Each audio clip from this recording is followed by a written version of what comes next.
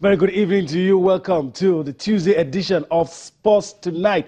I'm Yemi Adebayo. There's a lot to talk about on the show tonight. Like we always say in football, there are two coaches, the one that is fired and the one waiting to be fired. We stepped in here, the piece of news just coming through is that Algeria has sacked Milovan Rajevac, the coach of the Desert Warriors, has been sacked. We're just giving that to you, just to know that heads are rolling. That's the second manager that has lost his job in the African qualifiers for the World Cup.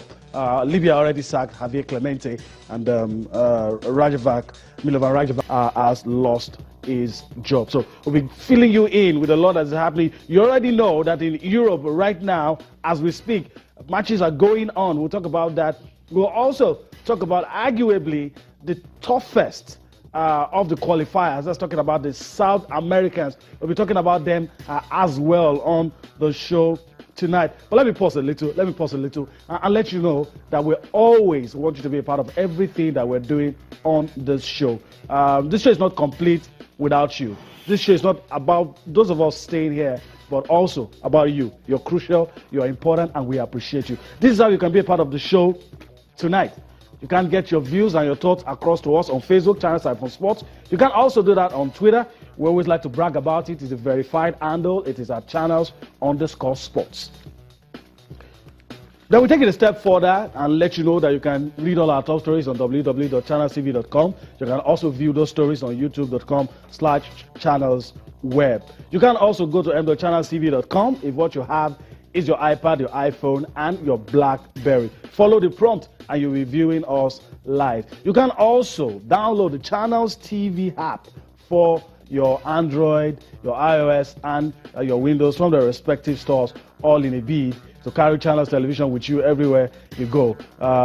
We need not say more. We're global, we're international, and of course, you don't have to miss out on what is available, what is on offer on your award-winning Channels Television. All right, let me quickly fill you in with some of the other things happening in the world of sports. Let's quickly talk tennis and tell you that Nigeria will feature at the African Senior Championships that will be held in Morocco. That's just another thing that is happening that you need to know about, talking about table tennis. Nigeria will feature in that one, and if they do well, there's a chance to be part of competition on a global scale. We'll also talk about that much later on the show.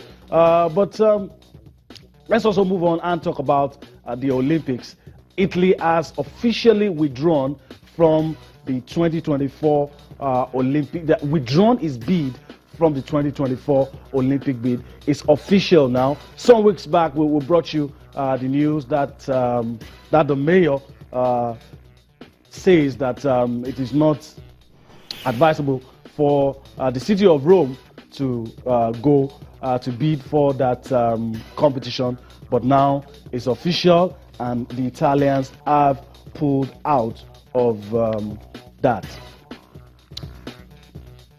Okay, let me quickly stop and introduce the guys starting off the show with me, and hopefully we'll end it together. And by the time we're through, we would have taken you on a trip across the money-spinning world of sports. Hopefully we'll touch down in Shanghai. Hopefully we'll go across Europe, all the match venues and centers, talk about the things happening there. Also let you know what is happening in Formula One, give you a slice of tennis, and of course talk about the girls, talk about female football, all for you on the show tonight. Sitting right next to me, Cosmos Chukwemeka, usual Tuesday Tony, keeps his shirt tonight, and Dotu Agunbiade. Let me welcome you guys. It's been an eventful day, but let me start with Cosmos.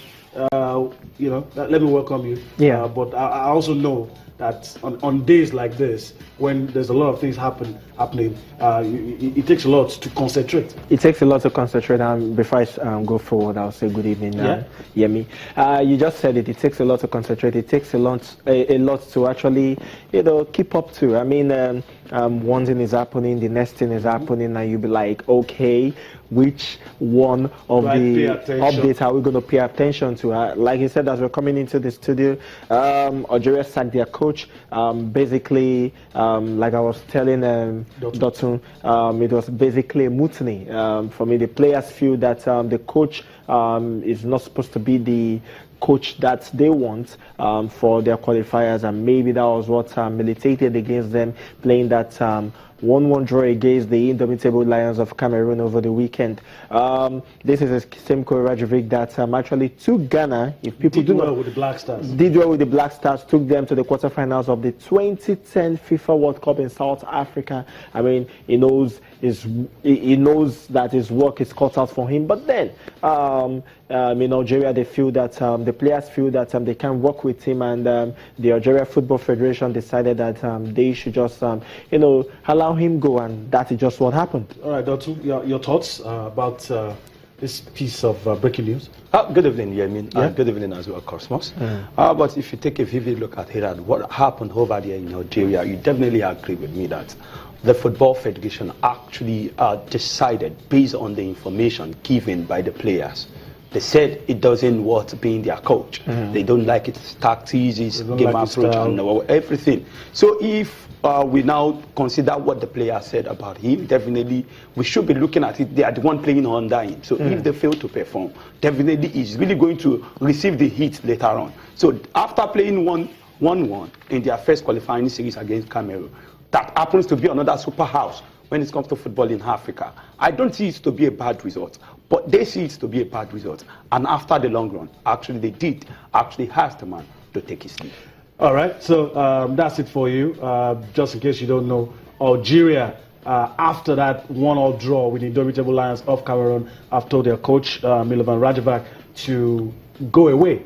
And they've parted ways, and that's happening. And as we said in the opening, that's the second manager, African coach, to lose his job since the qualifiers have started. Let's leave football for a while, guys, and take some of the news items that we have. Let's start with tennis. I said that Nigeria has confirmed that we will participate at the ITTF Africa Senior Championships in Morocco. Yeah. And the tournament serves as qualification for the 2017 World Team Cup. And this tournament is expected to ignite the rivalry between the continental powerhouses like Nigeria, Egypt, and Congo, Brazzaville. And we're hoping that Nigeria will do well. 2016 has been a good year. Yeah, Cosmos for Nigeria. Yeah, 2016 has been a good year. Table tennis wise, aside the inability of Irina Kodri, aside Irina Kodri, okay, talk about the ladies. But then it has been a good year. I mean, under this board of the Nigeria Table Tennis Federation, in the past 2-3 years, they have been doing good. So. It's going to be the World Cup, like it says, it's going to be held at Agadir in Morocco. It's the qualifiers for the World Team Championship. It's going to be held sometimes in this month, in October. October 24th, to be precise. October 24th, to be precise. So it's a good one. Preparation, of course, we know is always in top gear. These guys are never sleeping. Irina Kodri is going to be there. And of course, we do not know if Shego Torila is going to be there, but we know that Fukushima Naiki will be there as well. So let's just see how it pounds out. Basically, Nigeria to do well against this powerhouse. Egypt has been like an Achilles heel. And of course, Congo too are always lurking around there to make sure that they put some sort of prominence in table tennis in Africa. Dr. Your thoughts about this one? 15 countries are expected to participate in this one. And Nigerians are always passionate. Nigerians are always optimistic. And I'm very sure that probably is your thought as well. Of course, Nigerians are always optimistic. On top. Definitely, I will be optimistic as well, talking yet this evening.